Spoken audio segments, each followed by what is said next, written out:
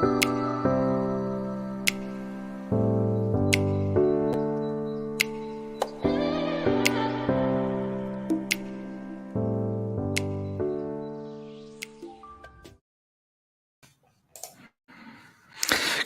evening, everybody. Welcome to the show. Welcome to the show tonight. It's the podcast show. We don't have a review show for you tonight.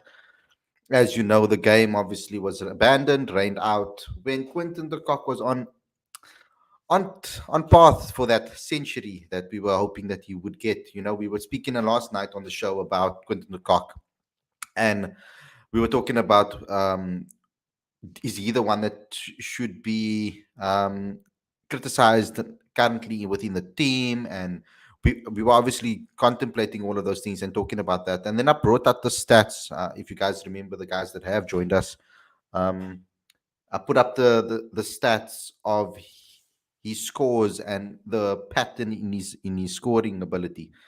So we obviously saw patterns in his scoring to see that he scores in clusters. You'll go silent for a couple of games and then scoring in in clusters is awesome because he actually scores a couple of half centuries or a century or a couple of times in a row, consecutive most of the time.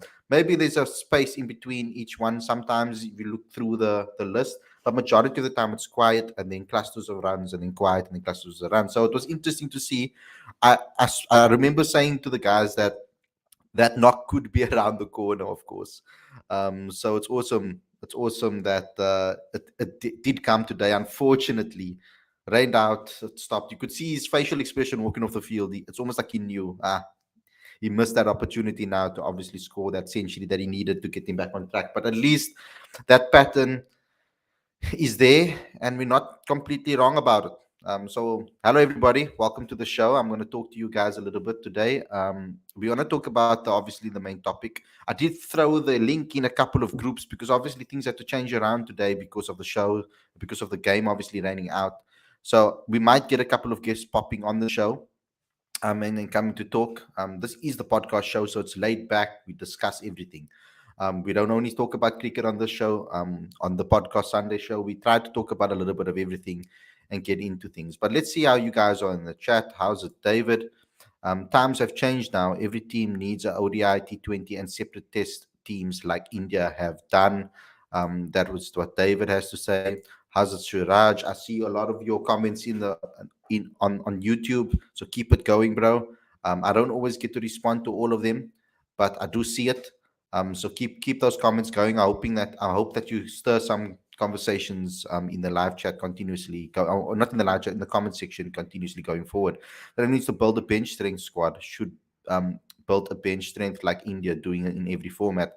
Yeah, we've spoken about it a couple of times before when I said we need to have likely replacements in every single position. That's something that we currently don't have. I'm a bit worried about that actually. Whenever we have backups, it doesn't seem like the backups suit the people that are missing in the team. Do we have a Quinton de Kock replacement? Do we have a Yanaman Malan replacement or Temba Bavuma replacement? Or do we have a Rasi replacement or a Aiden? But for me, it's more about the roles. So do we have a finisher? Do we have a middle order batter? And do we have an opening batter or a top order batter that can bat anywhere from 1 to 3, and then have someone that can bat anywhere from 4 to 6 or 4 to 5, you could say, and then maybe have an opening specialist at 6 that you want to bring into the team that can be that person. I hope that we can try to find those type of roles and not just replace batters just with the average. I was speaking to someone recently about this and about averages and about looking at players and looking at the way they think about things, and the way we look at players when we select them. And I was noticing something. I'm like, sometimes, it's not only about the average or the strike rate or the amount of 50s or the amount of hundreds, etc. I think we need to look at stats a little differently as a fan base. I think perhaps we need to look at also roles of cricketers.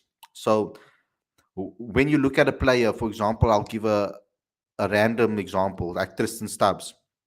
Not only was he scoring runs, but he was also scoring runs at an alarming strike rate, showing the ability to be able to finish games off and take his team over the line.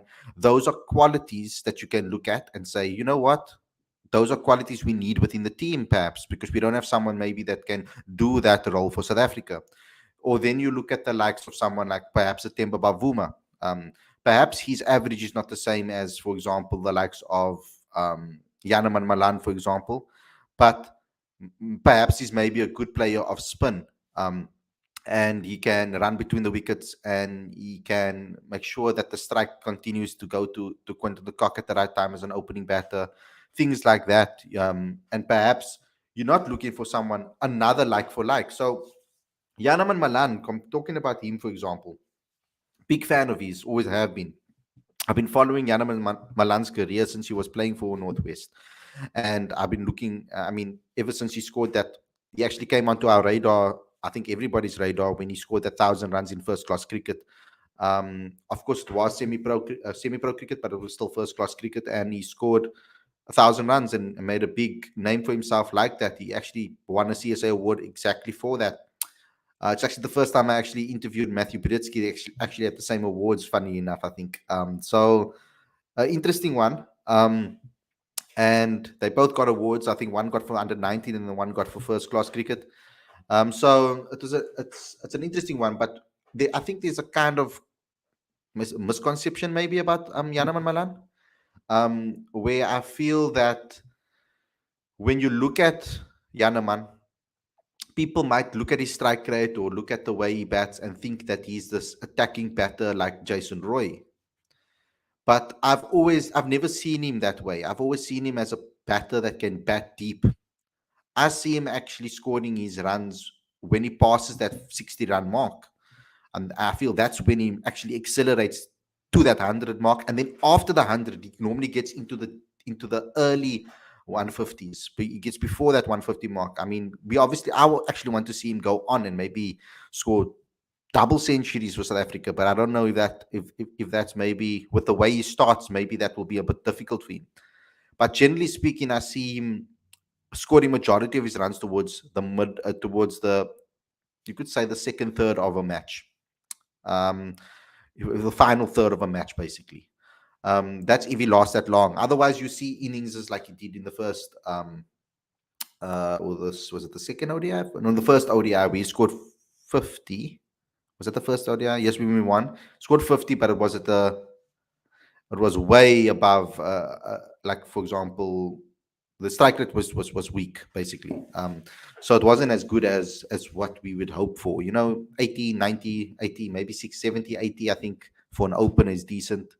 If you can hit higher than that, then obviously great. But in ODI cricket, I guess that's acceptable for a batter. But I feel like him and Quinny kind of having similar roles in a way, because Quinton de Kock maybe does it a little bit more flashy, but I want to see Quinton de Kock bat deep too. I also want to see him attack at the back end and keep the pressure on the opposition. If both of them can do that, great. But both of their styles, Yanaman and Quinton de Kock, I feel they both require them to face balls. And there's only so many balls each batter can face. So that is a little bit of an issue, but perhaps maybe it's not. Maybe they work it out and they find their partnership and it kicks off. But both are excellent batters. And it just got me thinking about roles in teams and how we look at stats according to those roles. So that's something that I like to look at when I look at players, because I don't always want to look at the stats alone. I've learned that the hard way. Sometimes I've looked at stats alone before when I just came into the industry, etc. I used to look at stats and then write about it. And then I'm like, but why is this player not performing? And then I go and watch it and I can see that they are struggling or whatever the case may be, or they were getting runs, but it was in a losing cause or whatever the case, things like that. And then you start to see, oh, wait a minute. There was no pressure on when they were scoring these runs. Maybe it was a flat track, etc., etc., etc. So there's a lot of ways to look at it and to dig in. It's like reading, reading different stats according to what has been given to you. I remember Reinhard van Tonder's second season in first class cricket. He was scoring hundreds for fun. And then we started analyzing it and realized, okay, wait, majority of his runs was being scored in Bloemfontein. It was on a flat wicket, etc. So we looked into it, how many runs did he score in Durban, in Cape Town, etc., etc. And we weren't necessarily finding that these runs were scored all around the ground on in different conditions. So it's interesting. So let's get into the live chat. I want to say hello to everybody. Who's all here? Who's all here? First, the first thing I see from John is Eaton Bosch. He made a spelling mistake on top. Hey, don't be mean, man. Leave the guy. Sometimes you can't control that. Eaton Bosch. Oh, very nice to hear where Mulder's playing currently. Yeah, Mulder's doing well. I wonder what the conditions are there and the wickets are, because it's good that he is doing well, but you know what? It's actually doesn't matter to me, because at least he's getting practice to batting for batting long. He doesn't necessarily always get that opportunity. He's been losing his wicket in 4-day cricket quite early, so he hasn't really necessarily had the opportunity to actually bat long and bat long like we'd want. And now he's getting that opportunity in England, so it's good. It's good practice, and it's good for his mentality, and it's good for him to get that feeling of coming over that line, or getting over that line. I'm getting a couple of messages here, guys, from some of the panelists that say they're going to come on the show soon. So just bear with me until they get here, and then we can start getting into the main topic. But like I said, I just want to talk about random things. How are you guys doing? Let me know in the chat. How are you guys doing? What do you guys do for the weekend? Um, let's maybe narrow it down. Um, yeah, try and narrow it down. What did you guys do for the weekend? Let me know. Let me know some of the things that you guys have done. Me personally, it was a very quiet weekend for me. I was spending time with family and close friends. Um, wait a minute. Let's check something. I just got a Manchester United tweet come through. Manchester United are well informed on Salzburg talent Benjamin Sesko. Okay. Which imminent advance deal as now. It's not. I'm sick of hearing these links all the time on Twitter and stuff. We get linked to so many players. I don't know how many football fans are in the chat. Didn't put footballs in the chat, guys. I want to see how many fans are in the chat. That will be interesting to see as well. I know everybody's got cricket fanatics, and we're going to get back into the cricket talk. But let me just take a break here and install a bit until the next people come. Um, how many football guys, and who do you support? Put a football and who you support in the chat. I would be interesting to see who you guys do support. But yeah, I've been watching Man United's games very, very closely recently. So it's crazy. Um, Congratulations to Banyana for winning the Women's AFCON and qualifying for the second consecutive World Cup. Yes, the men's team needs to look what's happening. You know, despite despite the talent in South Africa, I don't think we're doing enough development-wise to produce players, of high quality in football. I think more has to be done from a development point of view. In football, I don't think the basics is being taught. That's shocking, right? Seeing that it's one of the biggest sports in South Africa. But I get that feeling because I can't watch a PSL game, for example. I struggle and I need to get into it and try. It makes it difficult for me because I was introduced to football in Holland when I lived there for 2-3 years. So that's when I learned about football. So I watched Ajax play and stuff like that, and Utrecht and the local team around it. I used to watch them play, and I used to play myself a little bit when I was younger. So that's how I got into football. I never got into football in South Africa. So automatically, my first interaction was European football. So when I tried to watch PSL or local soccer or South Africa play football, it really irritated me and bugged me. Like United bugged me the entire season last year. We couldn't string a pass together. That's how I feel about certain periods of PSL games. But perhaps I need to give it more of a chance, pick a team and support them and see what's going on. That's maybe how I can get into it and really support local soccer. John saying, I support whoever's beating Man United. Thanks, bro. Why do you okay? So you clearly hate Manchester United. Why? What's the reason? I would like to know the reason. Nobody is Quinny haters here. Quentin de Kock retired from Test. That hurts because he was best on that format. If Quentin de Kock steps up and put his kind of performance in the ICC trophy or chasing, nobody would say these things. I don't think anybody is against Quentin. Who's against Quentin de Kock? Did someone say they hate Quentin? Me also searching for the Quinny haters. Who are the Quinny haters, though? I would like to know that because I don't think any of us hate Quinny. We just expect more from Quinny. If I'm going to speak for everybody, Tiger says Arsenal supporter, awesome. Um, Harley, tennis is the best sport of all time, better than cricket and football, at least for me. I know for you it's easiest. I love tennis. I do watch tennis, but I don't follow it maybe as closely as you. I don't watch the tours, etc. I only watch the Grand Slams. I'm a big Djokovic fan, a big Federer fan. Those are the two that I really like, and I also like recently. If you want to talk about, I like Zverev. So that's awesome. I enjoy that. Um, I'm a Quentin the Cock hater. Why are you Quentin the Cock hater, Kani? I would like to know. Why are you a Quentin the Cock hater? To be very honest, Gestad was team's tournament to lose. Well, what G star? What is that? G G star? What is that? Let me check. Oh, the Swiss Open. Okay, cool. Okay. Um, while Ruud played well, deserves to win.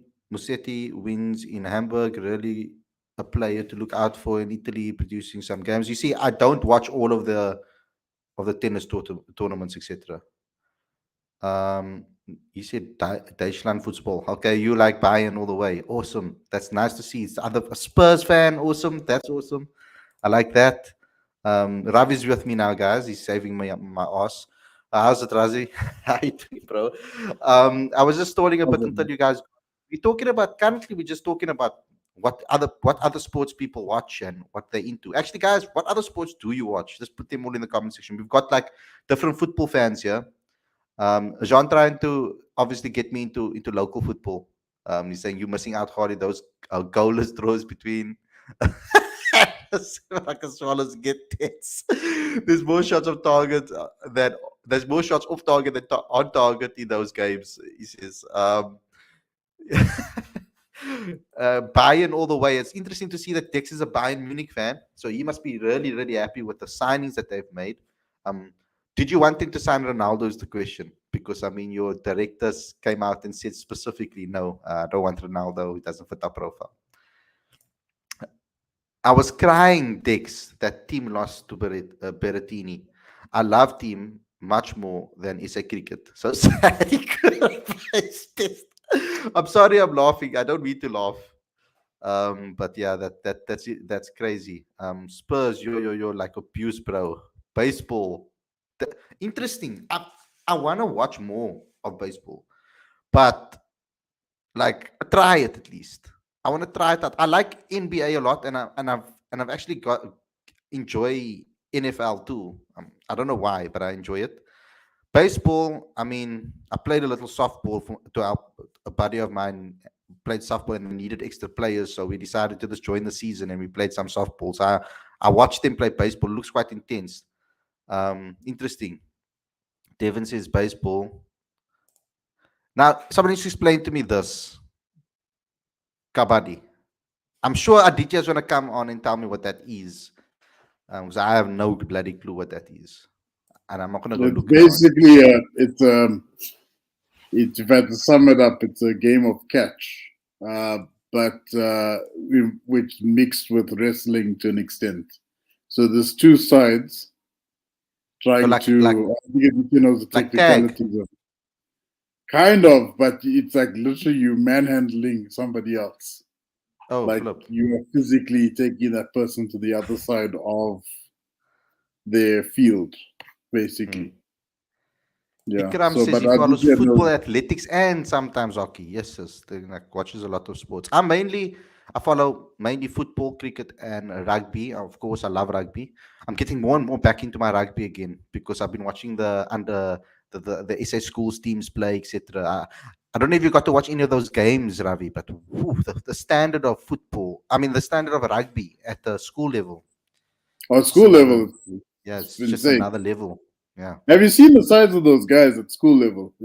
But see, I was walking next to them. I was like, "Gee, was they like they're There's no huge?" way the kid is 15. Like Yeah, some of them are massive. Like I was big watching, I was boys. looking at them, and playing on like there was some amazing talent at Craven Week. I went to Craven Week and I went 2 days. I went, I think the second day of Craven Week and I went the last day of Craven Week. And I saw the talent on display and it was just amazing. And that obviously got me into wanting to watch the SA schools team play the SA 18. That was flipping awesome to see. So I'm enjoying my sport at the moment. Today, this weekend, there was a dry week of sport. And that's ironic because it rained out the game, the cricket, but it was a very dry week of sport. No Well, sport Formula really for One. me. I'm not a Formula One fan. What is so amazing about Formula One? You have to watch the series, man. You have to watch Drive to Survive. Okay. That would be my suggestion. I really think, because was never into F1 at all. It was only because of Drive to Survive. You get involved with these players' sort of inner stories and struggles with driving the car, you know? Interesting. Um, Yeah, maybe I should do that. Then maybe I will maybe like it. I was Watch it. told that Yeah. Carl. I don't know if you guys know Carl Lewis. He's quite a. He used to be a well-renowned journalist as well. In South Africa as well. Very popular figure within our communities in sport. Very big fan of his actually. He's always supported as well myself and this project. Um, but he told me actually. He said, "I promise you, once you watch that, you're going to want to watch F1." And it always stuck to me, and I was like, "Okay, let me try. Let me give it a chance. I need to still watch it." Tex asks, "What do you think about German football, Deutschland football? How their philosophy of football differs to English, French, English, Spanish, and Italian thinking?" I love the German philosophy, the engine type vibes. I mean, they've always been seen as an engine, in my opinion. They're like they they're efficient. I like that's why I was a big fan of Ragnick and his thinking, high press, efficient, building teams that can offer the future. If you're young enough, you're good enough. I love that. I mean, if you good enough, you're young enough, old enough. Sorry, that's the thing. If you're good enough, you're old enough. So like that I like a lot, and the philosophies are amazing.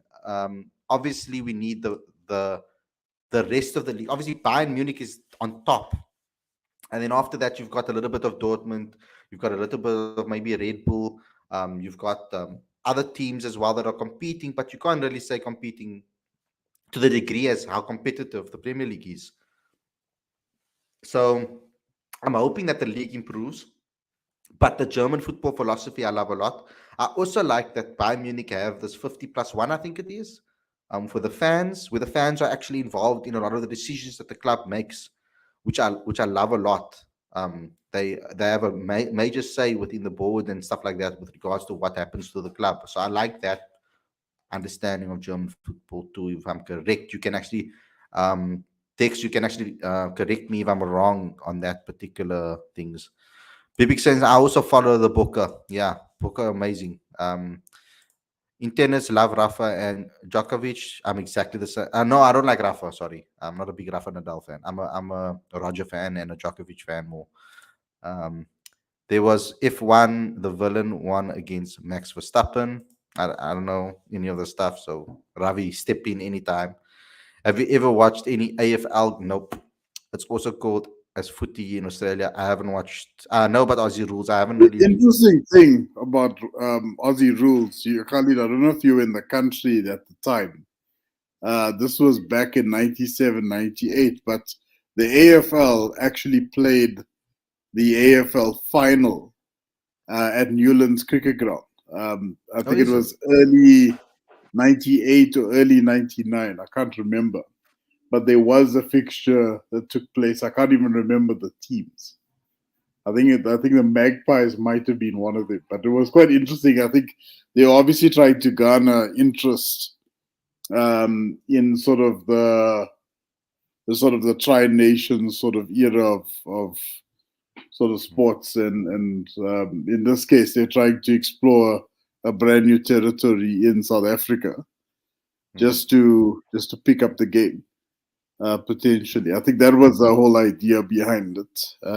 It obviously it didn't really Okay. materialize because we don't have the game at a foundational level, so that's always going to be a problem. It looks a But bit still chaotic to me, that entertaining. sport. Well, yeah, it's 20 on 20, or 22 on 22. I mean, that's Oh insane. wow. But the fights and the tackles are insane. You can tackle the man in the air if you want to, I think. But yeah, no, try being a referee in that format. That's ridiculous. Nah, insane. That sounds chaotic to me. Yeah. Okay. I don't want to give away spoilers. So I'm not going to even talk about Thor, guys, because we both have watched it, myself and Ravi, and we were talking about it a little bit earlier. You can let me know a little later in the chat if you want to hear our take on it towards the end of the show. But let's get this discussion going. We are still waiting for Aditya, I think. I'm not sure. He said he's going to come soon. He was still on his way home. So hopefully he does join us because I would love his thoughts on this. Um, uh, but there was a discussion that happened on Sky Sports, and I don't know if you saw that, Ravi. There was this discussion amongst the pundits that were talking about different formats and which ones are suffering. And they were talking about the formats and which one would you actually sacrifice if you needed to. If one of them are supposed to fall away or have to fall away, which one would you sacrifice or forfeit between Test, ODI, and T20? And I was listening to some of their points, and a lot of the thought process is also, I feel, is about financial. It's financial reasons, because the amount of T20, the amount of T20, the amount of money T20 is making the world of cricket.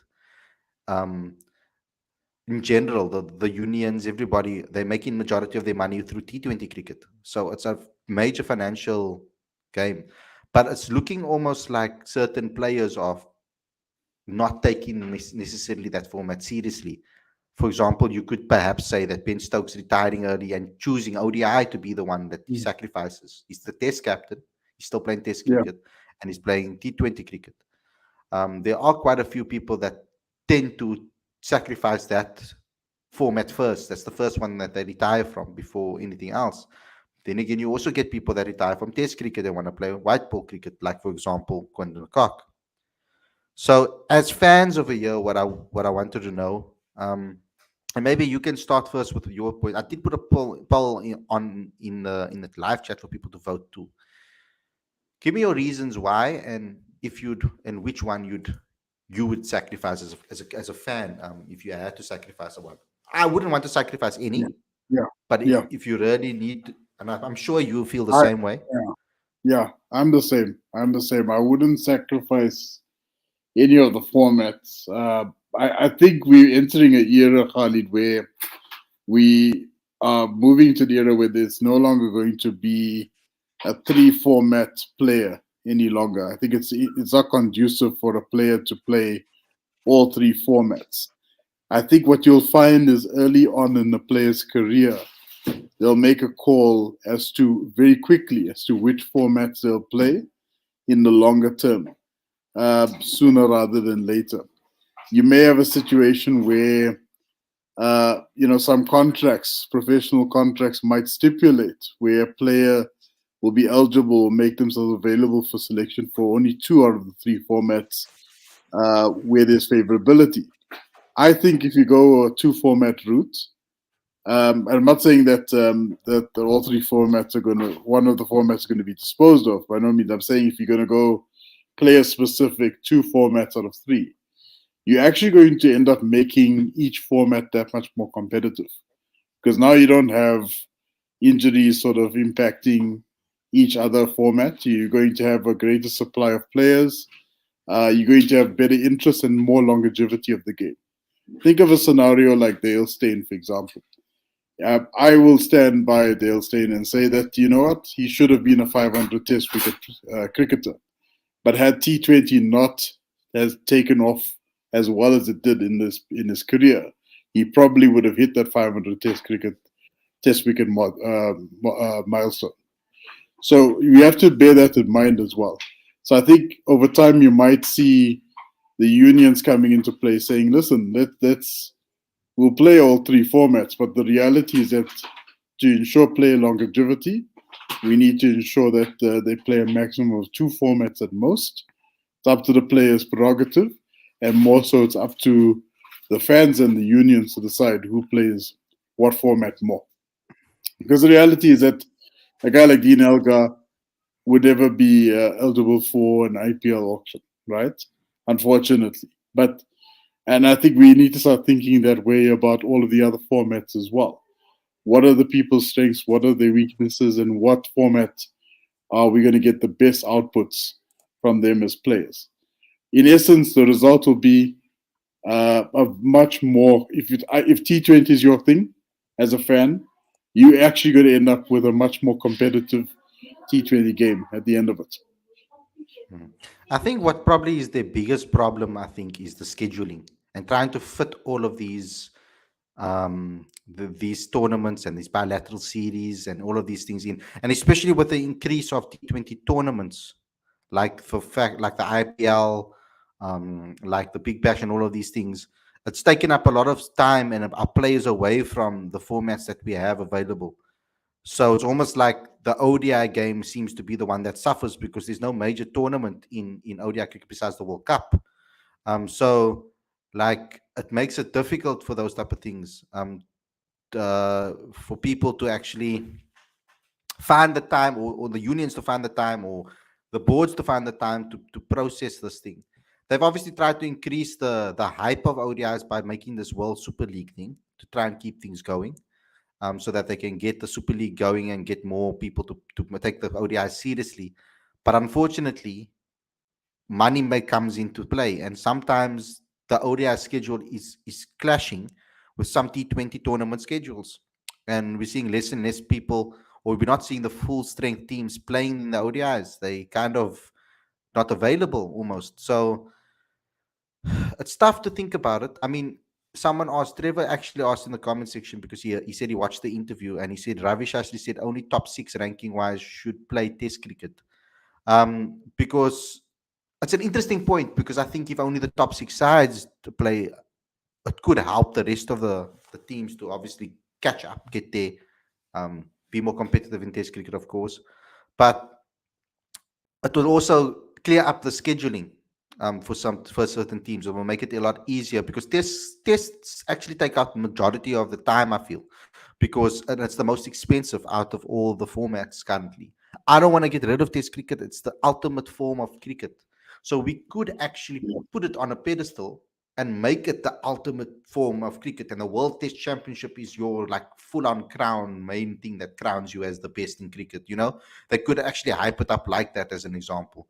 But what's your thoughts on that particular comment that Ravi Sastry? No, I think I didn't know that he said that, but I think that's a genius idea, because if part of the problem with Test cricket, and it goes back to individuals wanting it to switch to a 4-day format. And if you look at it, and it's not necessarily the case with the entire top 10, but in most cases, the match doesn't last longer than 3.5 days, right? But who succumbs to that more? It's not necessarily the top 3, because generally, if you look at, as an example, like the England-New Zealand Test series now, even the matches featuring India, all those matches went down to the 5th day, at least the first session, right? So in essence, I think he's got a point there where keep it to the top 6, but also to keep that intensity, keep the balance in terms of competition going, and make it much more interesting. You get more broadcast viewers, you get more viewers watching the broadcast if it's a very competitive grouping of people competing for the ICC World Test Championship.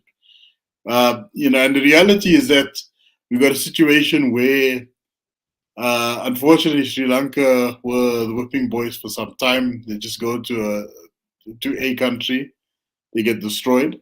Thankfully, they're playing a better brand of cricket right now, but that's what used to happen, and that's how people would get ICC Test Championship points as well. But I agree. I think we have to look at a smarter way of playing competitive international Test cricket. I would actually turn it on its head and say, let's look at the one-day international format. What is missing? What should we look at again?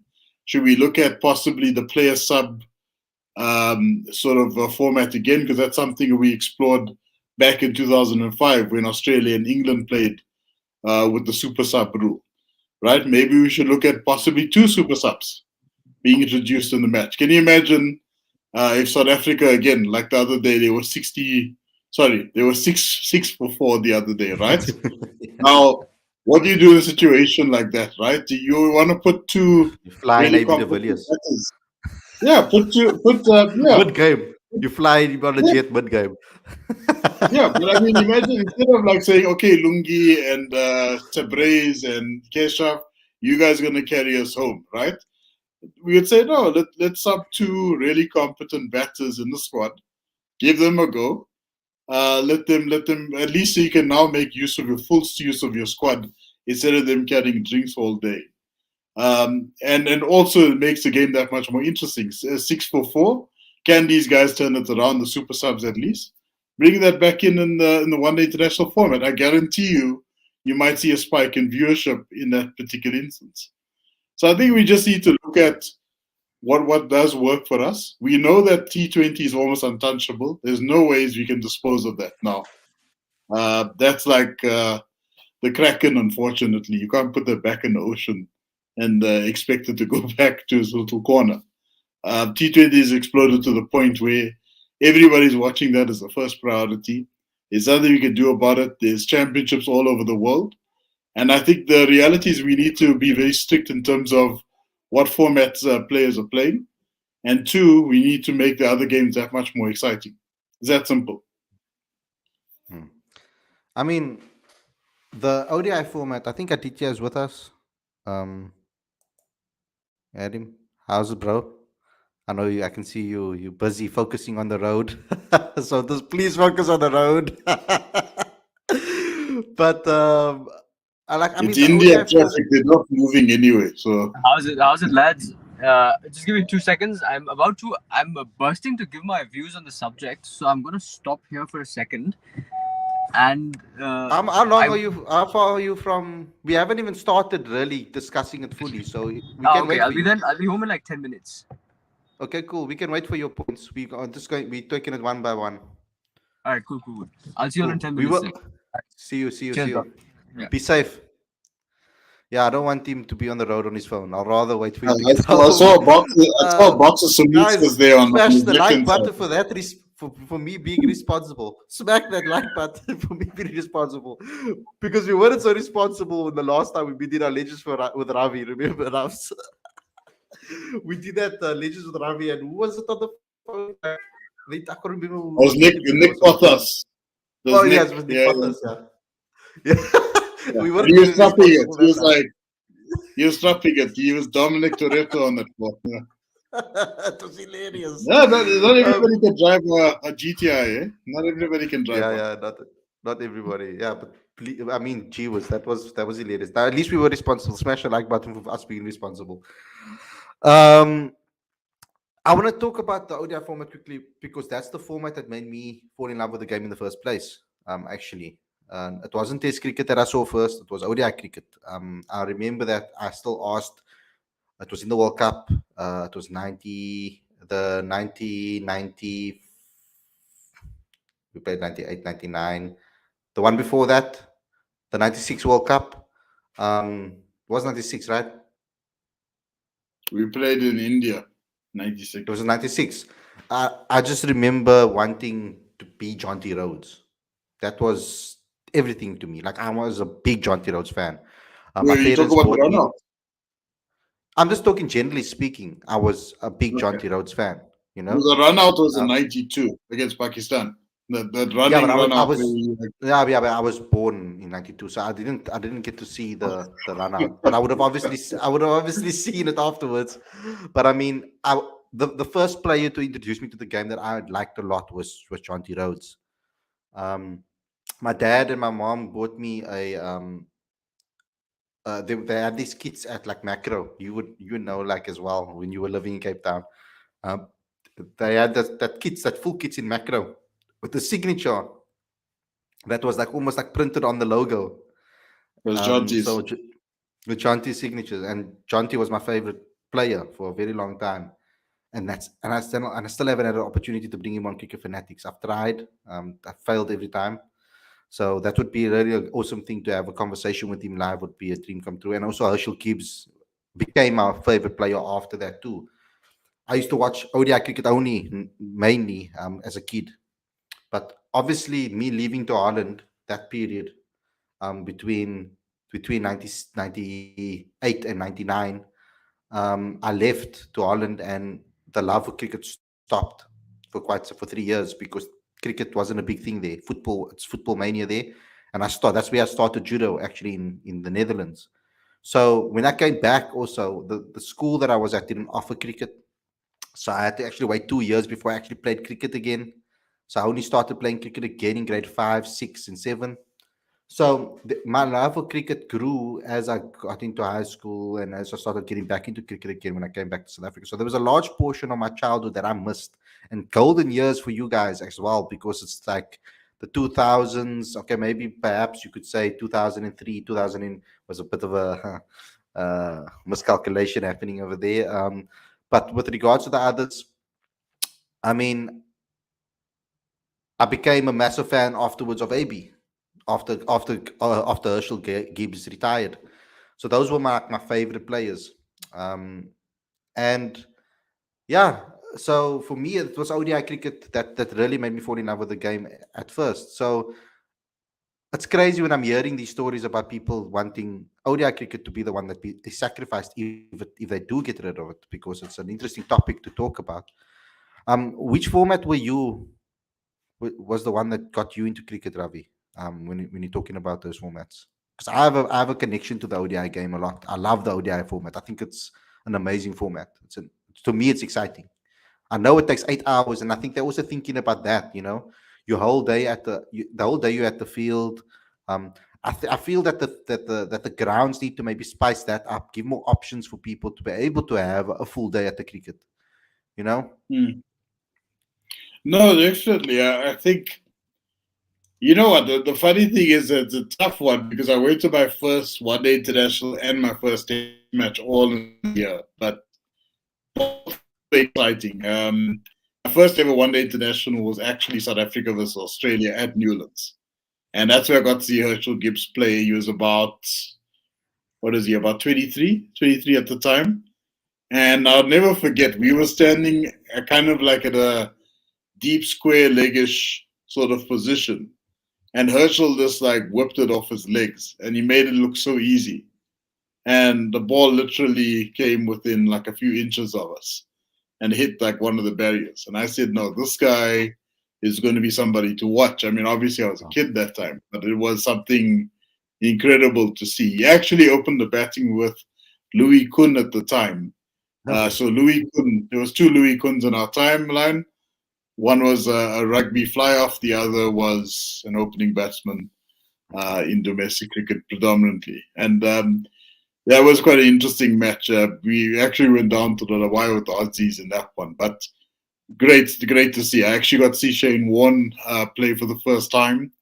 And that would be sort of the backbone behind the Australian cricket engine for the next, 8 years to follow afterwards. So it was a very exciting time to watch one day international cricket. It was an exciting time. Hansi Cronje was the captain, of course, back then, and it was always a competitive. Tell me more about that. What was the buzz around cricket then?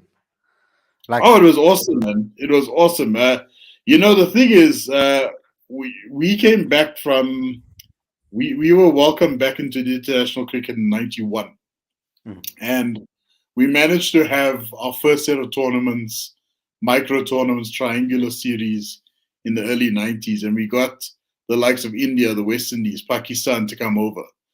And then with time, we actually initially played like a red ball format in one day international. So we only played day cricket when they first came over, which is quite interesting. So if you YouTube these matches, 92, 93, it was something interesting to watch. I think that's when I first really started getting interested in cricket. I got to see Brian Lara, Phil Simmons back in '93 touring South Africa. They were very young, fantastic prospects as well, and putting the Proteas at the time to great sort of extremes. And Hansi was an interesting character. He came in after Kepler Wessels. He took over the captaincy at least because Cronje was around from about 93, 94, I should say. And everybody just gravitated towards him, both spectators and players alike. People loved his vibe. He was a very good guy, very competitive, highly approachable individual. He was a captain's captain, basically. So I think it was a very interesting time in South African cricket and in sports in general. We at the time, we just won the Rugby World Cup. We won the African Cup of Nations. Khalid, this is your opportunity to give a shout out to the ladies last night. They just I did, yes, they I won did early on already. you did Congratulations. fantastic. And it was funny, like, because that all brought up all those feelings back in '96. And it was a very good time to be a South African sports fan. And I think there's a great deal of expectation from the Proteas in particular, because in our opening World Cup in '92, we made it all the way to the semi-finals with a team that hasn't been exposed to international cricket for a long time.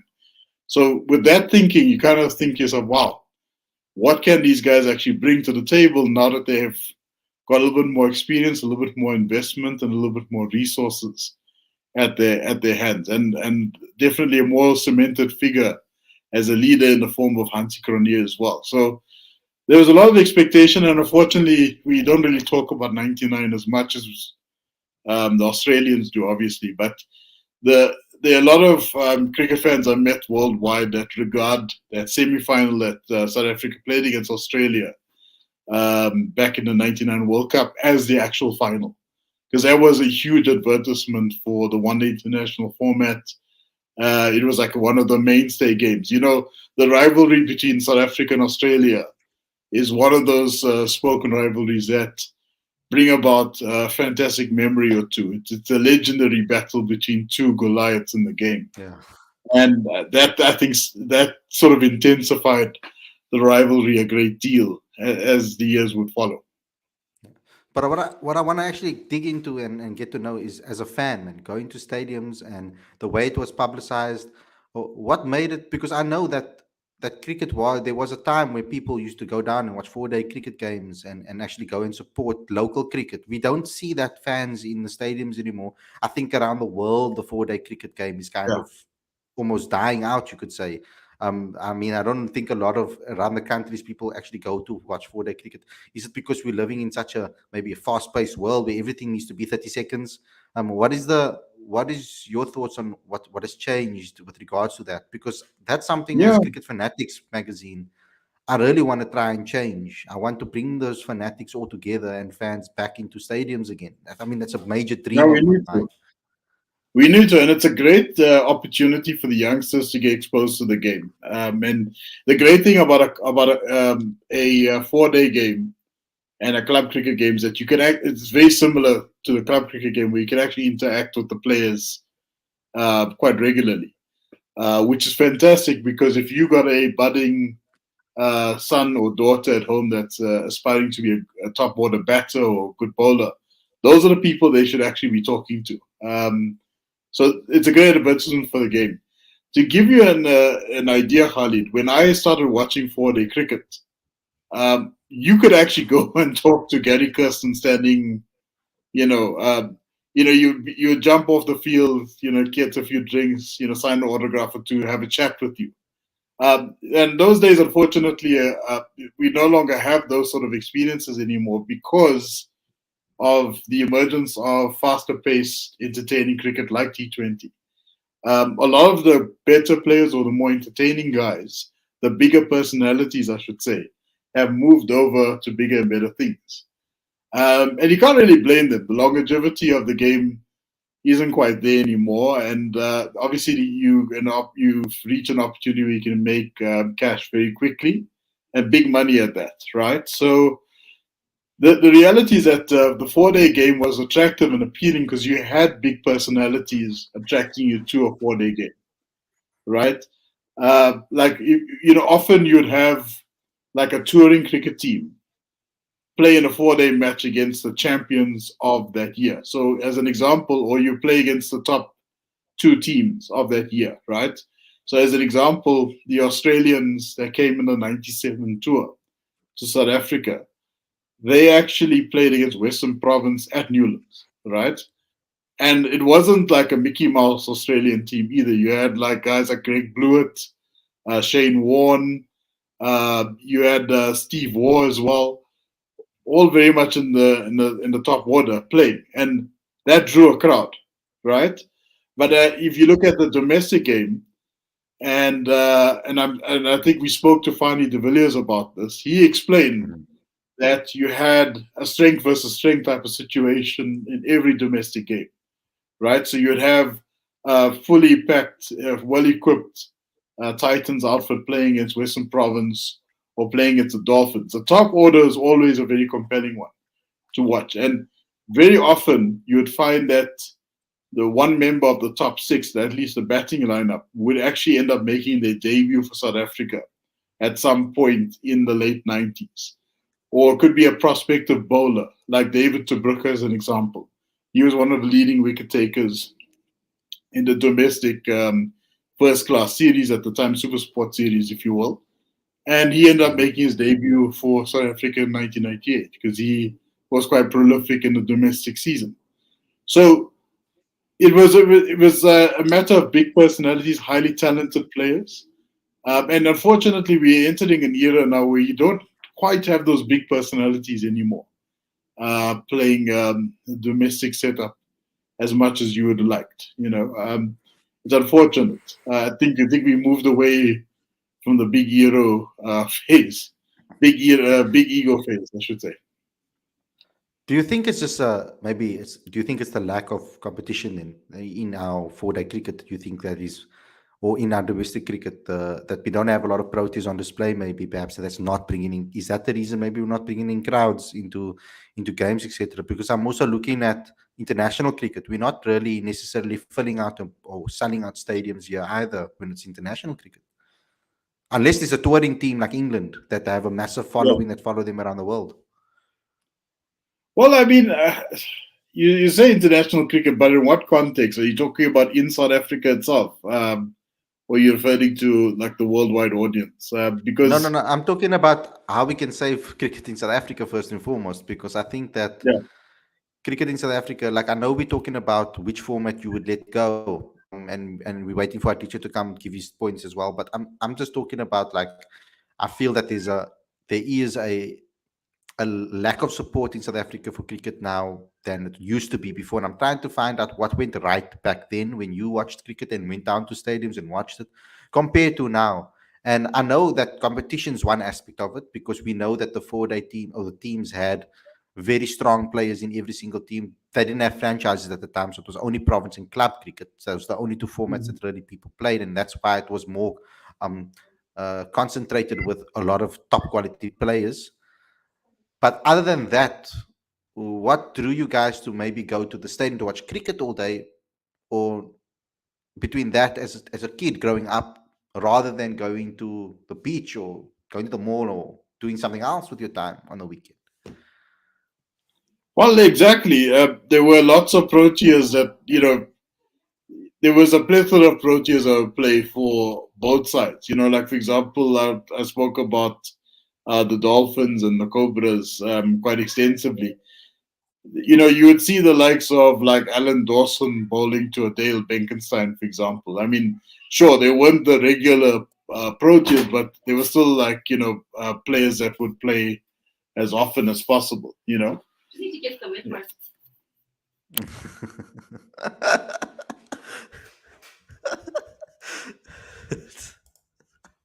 It's okay. It's okay. I'll continue. Are you good? So,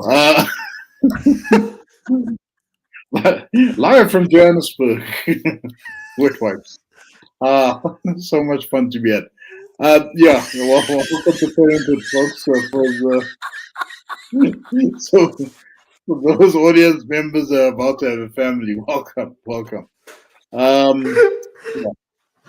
It was certainly easier a couple of years ago, but anyways, but yeah, coming back to if only I could see the comments trail now. Oh boy. Yeah, but yeah, so I think you need more Proteas in at least or former Proteas playing as much domestic cricket as possible. Like for example, like at least with the Titans, you had like Tina Staprain play quite regularly, and I think that in a way attracted quite a few fans to come to Supersport Park and any other stadium where they were touring as well. Thereafter, I certainly went to go watch him here when they played at the Wanderers because I knew Tiernas de Brain was going to be there. So I think you've got uh, those individuals that you know will draw a big crowd as well, and I think we just need to find a way to get those popular individuals in. The other thing is that we need to look at bringing as. I'm not saying that the international players have the answer, but what the domestic system used to do very well is they used to have partnerships with county cricket as well as Shield cricket in Australia to get some guys across to come and play a season or two for a domestic team. As an example, I always mention Western Province, you could see where my allegiances lie. Always Shah came to the Western Cape as well. You had Ian Harvey come to the Western Cape. You had Desmond Haynes open the batting for Western Province at one point. He was one of the greatest ODI batsmen batters to ever play the game. So I think we need to see that emergence again.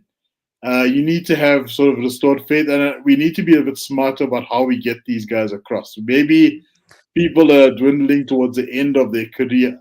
We need to sort of venture out to them and extend the olive branch to say, "Come, play a season or two domestic cricket with us." Our youngsters will definitely benefit from this experience. There's so much value in that, and I think that's something I finally attested to as well when we spoke to him back in 2020. Yeah, but you see now with T20 cricket, his involvement in the tournaments, that's kind of spoiling that opportunities because majority of the time, if players are not available domestically, they're probably playing in some T20 competition around the world. And there are so many of them popping up, almost every single country, even non-cricketing countries really are popping up with their own leagues.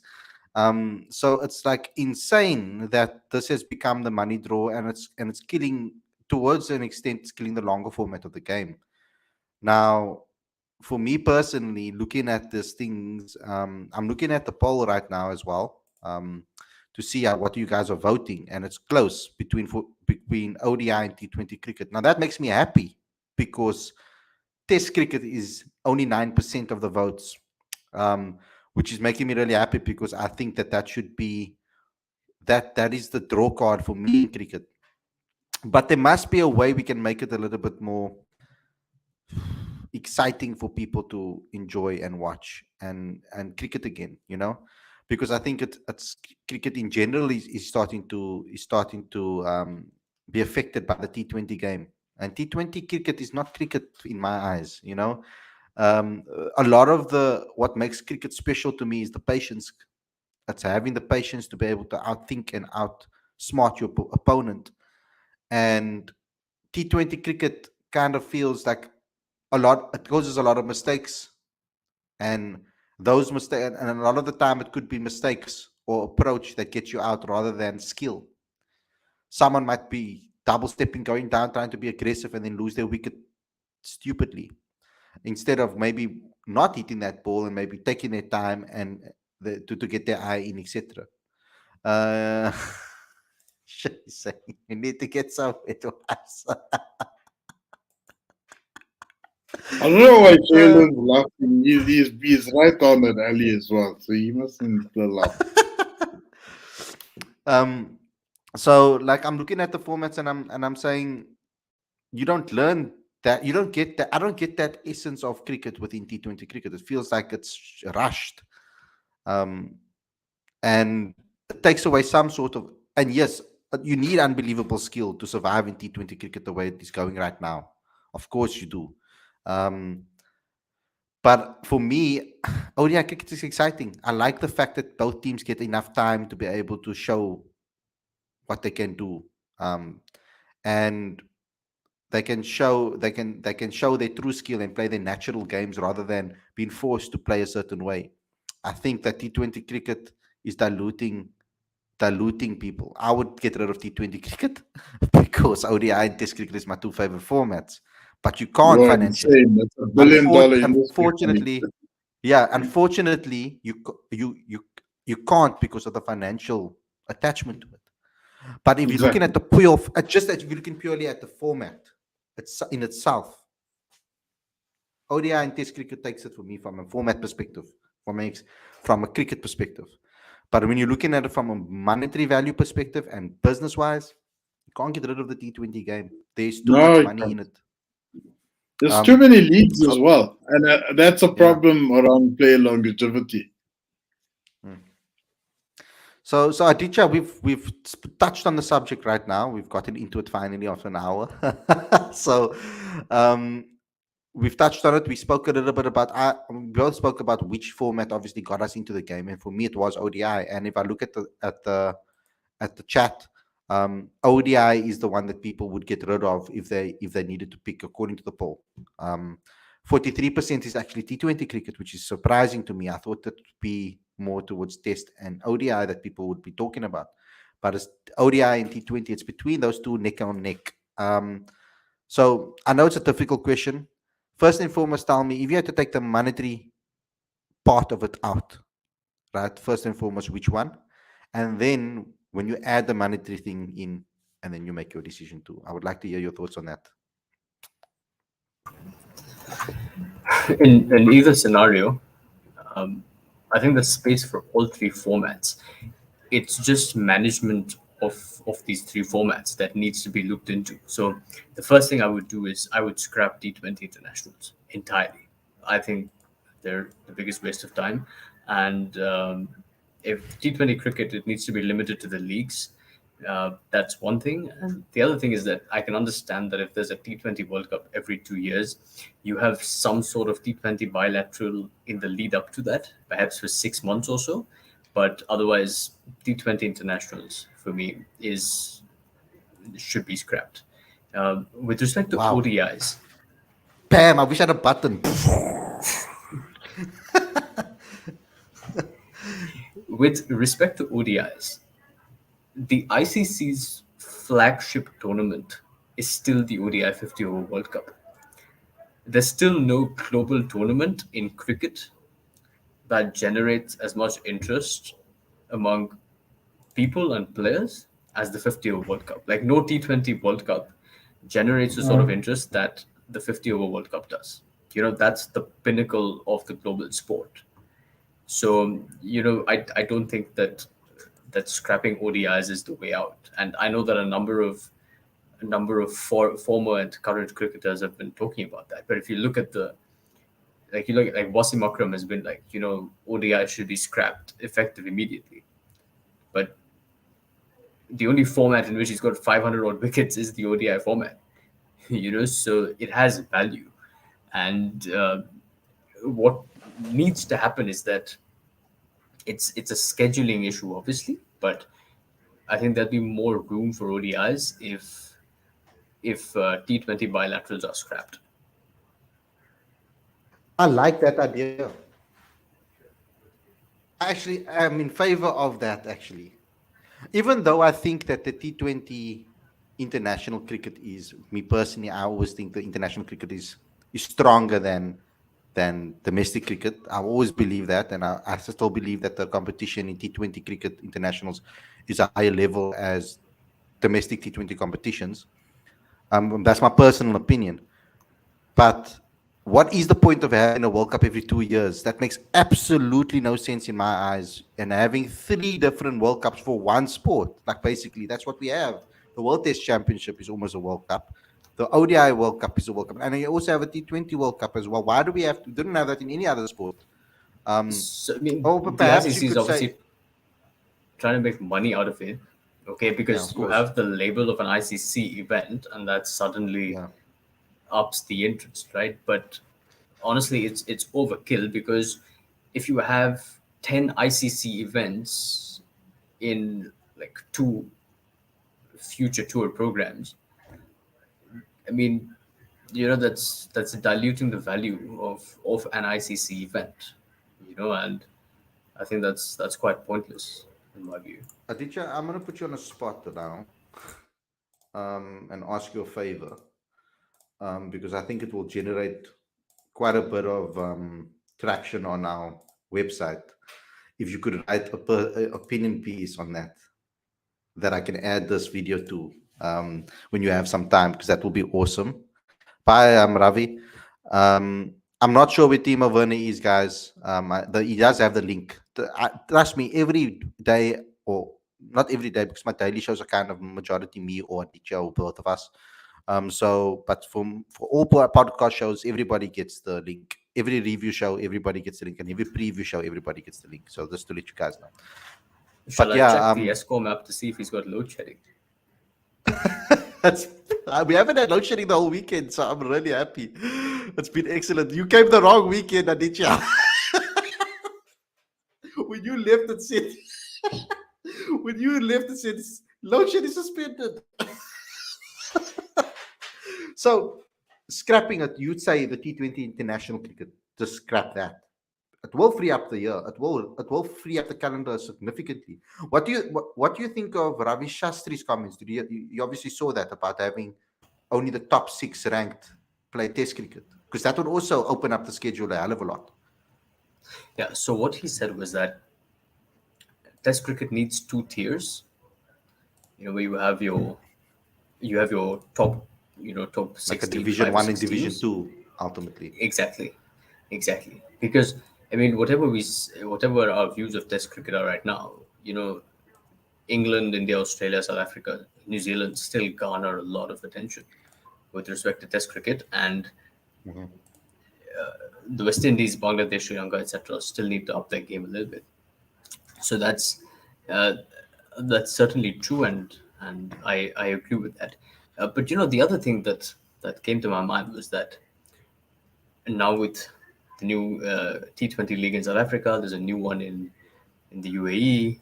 Australia's Big Bash is also going to have some sort of a revamp. So all of these things are going to sort of eat away into the international calendar, and I think the ICC is going to have no choice but to assign a window to each of these leagues. Mm. What I think the ICC should get out of that is some sort of monetary benefit from assigning windows to these specific leagues, whether it's the IPL or the Big Bash or the CSA league or whatever, and that money should be used to develop the infrastructure in countries like Bangladesh, where unfortunately it is just not viable financially to have too much Test cricket, or in places like Zimbabwe, which struggle to get international fixtures. So I think these things are important, and I think that's a brilliant idea, though. I mean, you don't seem so surprised that Ravi Shastri said something like that. I mean I don't, because see, if there's one thing that uh, if there's one thing about the entire scheduling conversation, that conversation has been happening in Indian cricketing circles long before it started happening in in England, Australia, South Africa, etc. Because India was playing the most international cricket days in a year. You know, you look at the last like 15 years or so. And you look at the number of cricket days that have been played. Like three or four Indian cricketers will always feature in that top five or six list. So scheduling has always been an issue in Indian cricket. Because there's so much of it. But now obviously it's everywhere because of the Yeah. proliferation of T20 leagues. I think it's just maybe that it's what happened here is like a clash of things that happened in the past, because they had Test cricket and then they introduced ODI cricket to liven things up, have a World Cup, all of those things, and then they've also brought T20 cricket into the mix to try and liven things up and broaden things. So they had 3 different formats, and they thought that would keep people in cricket. But then they decided, okay, let's have domestic T20 tournaments, and then they noticed that they can make a hell of a lot of money doing that. And so that has kind of outshined the international T20 cricket scene. And So now they have a monster on their hands that they don't know how to deal with currently, because now every single country has a T20 league almost. So schedules are going to be. So now they're talking about which format internationally they should drop, and I don't think that the ODI format is the right one. Personally, I would get rid of T20. I think T20. I said T20 cricket, and without actually knowing that I was talking about international cricket actually. So I'm actually on board with your idea rather. It's actually I would have said T20 cricket, but you can't because of the financial value. So T20 international cricket, I'm okay with letting go of that. I don't have an issue with that at all. That way, I feel you open up the schedule, you have your T20 domestic leagues, all countries. What they could possibly do is add maybe a world T20 championship where all the top teams from each league go and play in a tournament to see who's the best out of every country. I mean, that could possibly happen, instead of having a T20 World Cup, for example, every 2 years or so. They could have a massive event where all the top teams from every league in the every part of the world play each other. That could happen, like almost like a Champions League for that, which I used to have kind of You in know, the past. if you really, if you break down the numbers, I think the ICC really needs to drop the idea of having a T20 World Cup every 2 years, because it's over the long run, It's it's going to killing cricket. reduce in value. Yeah, It's I mean, you're not excited because if it's every 2 years. It's like, oh, don't worry, we have another chance next year. Like now, it's almost like the yeah, previous one is like the fact that Australia won that is like almost irrelevant. We forgot about it already. yeah. I mean, your bragging rights end already. You're already thinking about the next one, which is happening now. I know it's an exception, but you're right. And see, the thing is, if we have you have a T20 World Cup, okay? So assume you have a T20 World Cup in like November, December. Within the year, you have like 2 months of the IPL. You have the Big Bash. You have the CSA T20 League. You have the UAE T20 League. You have the Caribbean Premier League. You have the NatWest T20 Blast, the Vitality Blast. You have the 100. How on earth are you going to market the T20 World Cup, the ICC? There's no way. You can't do that. And sure, like I think for all the it's always great. I think historically we're 90s kids, right? So we've grown up living off, like country versus country sort of cricket, you know. So I think that's still number one. That's still number one. But you can't deny the fact Yeah, that but I it's mean, really great to watch like Faf and Virat bat together. You know, yeah. there's no denying that. And um, I don't know if you have so many T20 leagues, you have so many T20 competitions, and then you have a T20 World Cup towards the end of it when everyone's been like, you know what, we've had enough T20, let's watch some Test cricket. I mean, that's where greed comes in, I guess, because if there weren't people greedy about having the rights to everything and wanting to own everything, then the ICC could maybe throw a competition that promotes T20 cricket by having a Champions League or World Cup with the domestic teams, a winner of every league or something, or two teams get to qualify for this particular tournament and they fight each other to see who's the king of T20 cricket. ICC could have the rights to that, and they can get money. They will draw in a hell of a lot of money because you're now drawing in broadcasters from all around the world as well that are into the T20 domestic leagues. So it will create a frenzy within the fan base too. I think that would be a great idea. I don't know. Maybe I'm gassing myself up too much here for my ideas, but I think I like the fact that you said that the T20, for me, the T20 international cricket being scrapped, I could live with that. I would like to hear what you guys say in the chat too, if you agree with what Aditya is saying or not.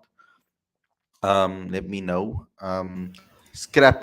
Joseph says scrap all the leagues. Players must play the hardest form of cricket, Test and ODI. T20, any Tom, Dick, and Harry can play. It doesn't test the real skills. Oh, any Tom, Dick, and Harry. Oof. I wish it was that easy, my friends. I wish it was that easy. And uh, just in response to that particular sentence, I refer you to Khalid and my interview with Dean Elgar. where we discuss exactly how hard it is to play cricket. Um, so yeah, I don't think scrapping all the leagues is going to happen for sure. Uh, but It won't happen. It's yeah, impossible it's not going to because it's happen. not It's owned not. by the ICC. Like it's not like the ICC don't control that necessarily to a full degree. Or to how much impact do the ICC actually have on these leagues? Do you know, Aditya? Any or not at all? See, they have to be like these leagues have to be approved by the ICC. Like you can't just randomly start off a league of your own. It Yeah. has to be approved by the ICC. If contracted players from other countries are going to come in and play, so the ICC has some say in that. Uh, but having said that, what the ICC now need to do, in my view, is to get some sort of monetary benefit from these leagues and use that money to promote infrastructural development and test cricket in countries that lack finances, like Sri Lanka, Bangladesh, Zimbabwe, Afghanistan, Ireland, my goodness, so, and the Netherlands, so all of these countries, and promote Division Two cricket. So I think that that's really important because at this point, what's really going to happen is and not to forget that there might be a league in the US as well. Yeah. So this is all. This is. I don't want to say it's getting out of control, but the cricket it's at a tipping point. It's taking a new direction now, and you know there needs to be some sort of control on the schedule because honestly, cricket cannot afford Ben Stokes to retire at 31 from ODI cricket. Yeah, from That's ODI cricket. I mean, wow, that was a craziness. And Quinton de Kock at that age to retire from Test cricket. Like it's insane, 29. man. Yeah, Flipping hell, that man. is I mean, we that is lost one of the unacceptable. greatest Test cricketers. Like it's unbelievable. Yeah. Yeah, so then that's actually a serious point there, and it's a great way to end the stream as well. I think. I mean, yeah. So I actually agree with Aditya. Yeah, he's actually converted me from my original thing. I mean, it was gonna hurt me to actually think about even contemplating because it was only because of money that I was thinking of saving the T20 game. But why do we need T20 international cricket? I don't know. I don't think.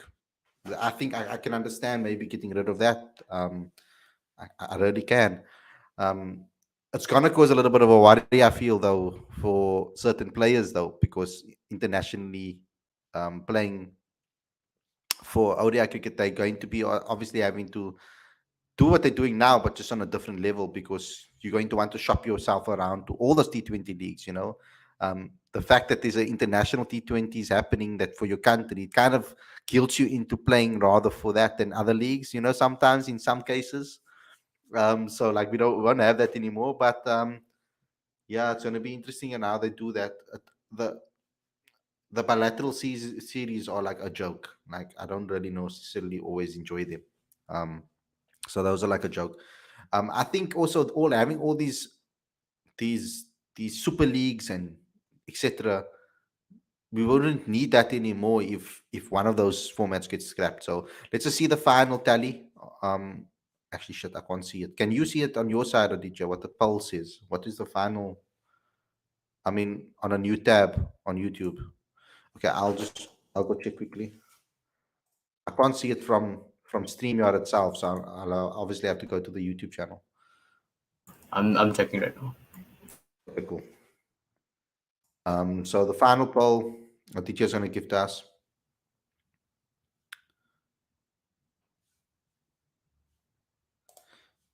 Because sorry, I was busy uploading Keshaf's interview after the game, espresso after the game, so I'm not in the tab.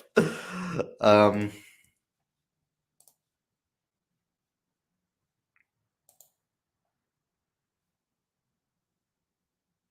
Let me see. Shareable link, and I'm right here, so I'm monetizing now. So anybody comes on the stream, I'm monetizing. Boom. Skyly, Okay, if you come on now, you're gonna get ads. Kyle said 48% ODI, 44% T20. Okay. How's it, Kyle? Thank you very much for that update. Just want to see if it's updating as I speak here as well. It's weird when I hear my voice back on the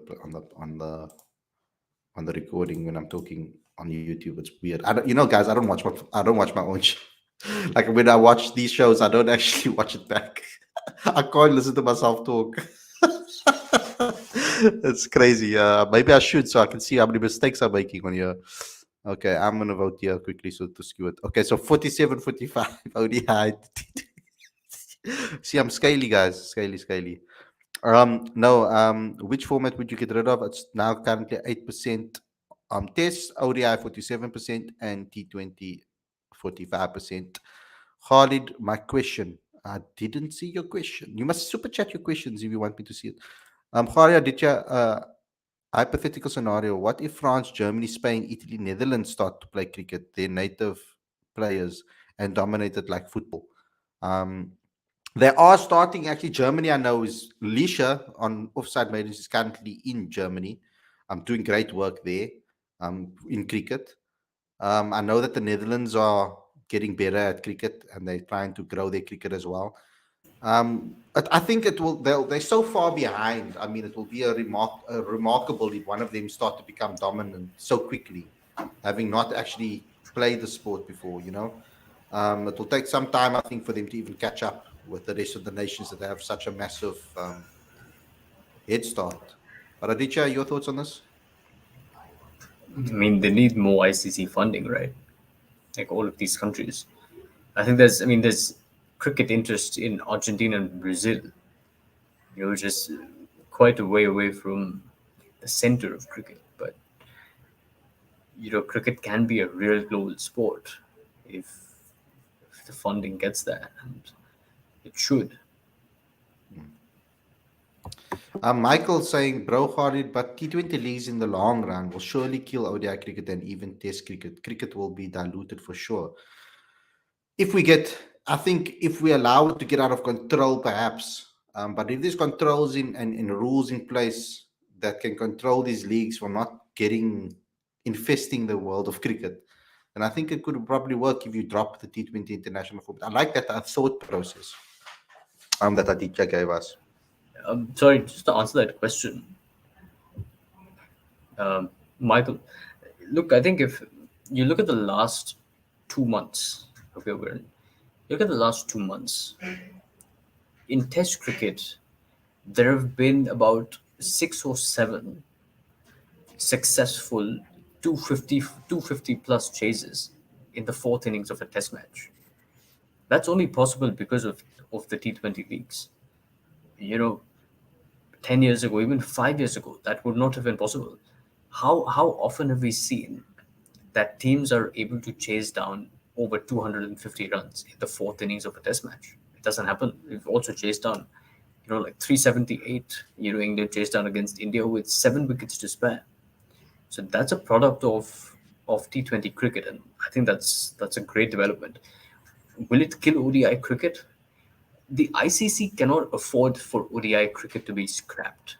I don't even know how this conversation has got so much traction with former and current cricketers.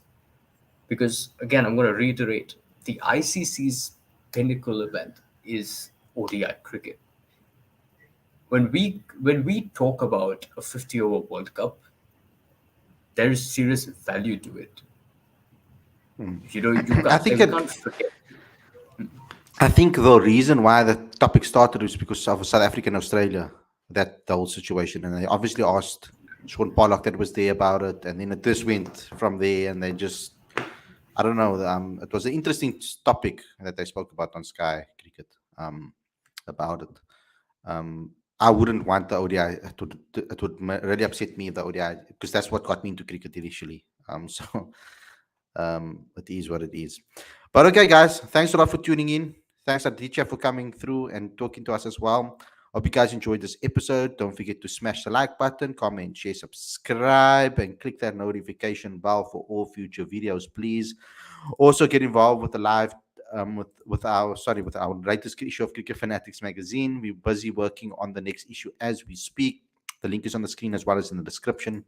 Also, become a patron today and help us support South African cricket, grow South African cricket, do all of those things, guys. Get involved right now. You can help us help South African cricket by becoming a patron today.